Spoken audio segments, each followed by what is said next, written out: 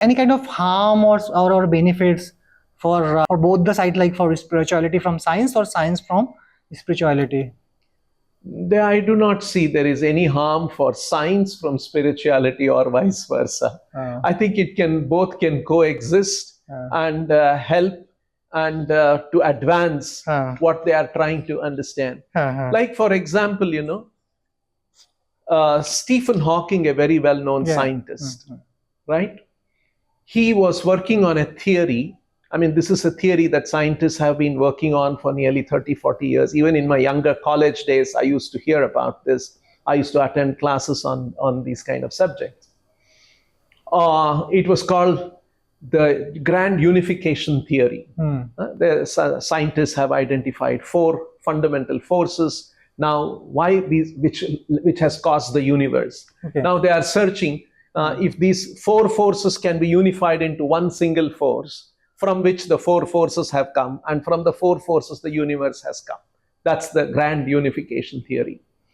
Stephen Hawking was also working on these kind of ideas, and he gave a new name to this, and he called it the theory of everything.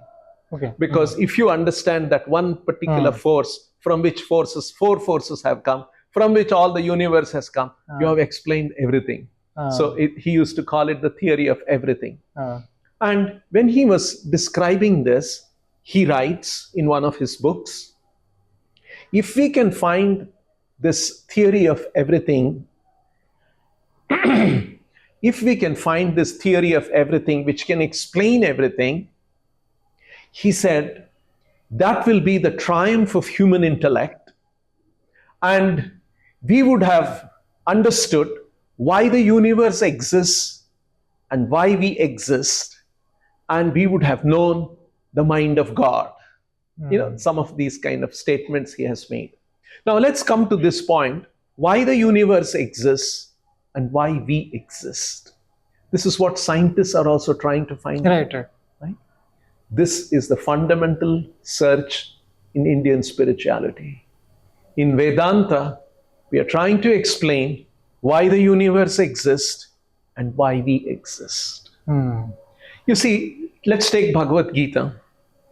Krishna and Arjuna were on the battlefield of Kurukshetra. And Arjuna had to fight, but all of a sudden, he told Krishna, I want to see who are in the army on both sides, especially on the other side. And he saw his own grandfather, Bhishma. He saw his teacher, Drona, Acharya. And he saw his cousins, Karna, Duryodhana, so many of them. So then he said, I'm going to fight them and kill them. Just imagine the state of mind, the situation of Arjuna. It was a very, very difficult situation for Arjuna. Right? It's not that he has to go and quarrel with them and come back.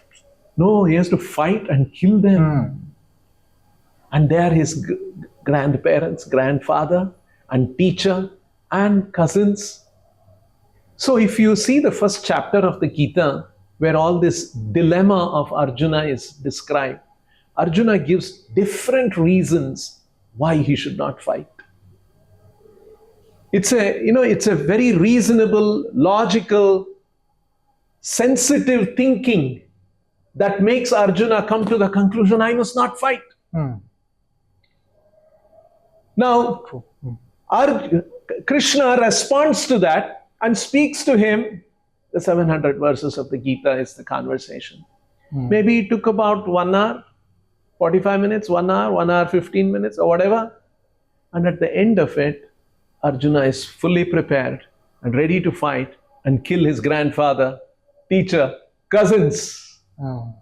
What is it that Krishna spoke to Arjuna that flipped his decision altogether from a sensitive individual who, on moral grounds, ethical grounds, humanitarian grounds, dharmic grounds, was unwilling to fight?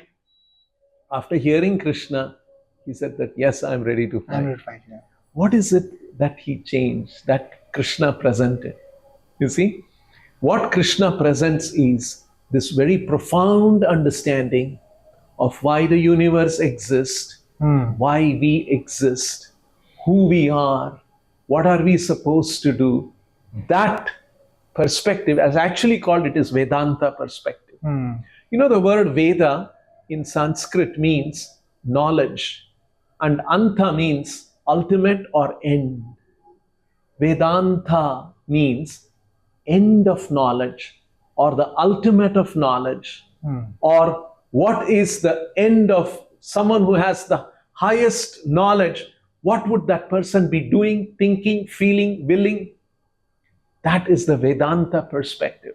So Krishna presents that Vedanta perspective to Arjuna in a very succinct manner, and that is what changes the way Arjuna is looking at the world, at himself, at the situation in front of him. So Bhagavad Gita aims to bring this kind of a enlightened and enriched vision in the readers who read carefully the Bhagavad Gita, so that they can see the world in a more enlightened and a more enriched manner, so that they know that why they exist, why the universe exists, and they can align themselves in harmony with the purpose of the universe. See, these are very profound things that happens in the Bhagavad Gita. And so you can see how spirituality is very profound and very scientific.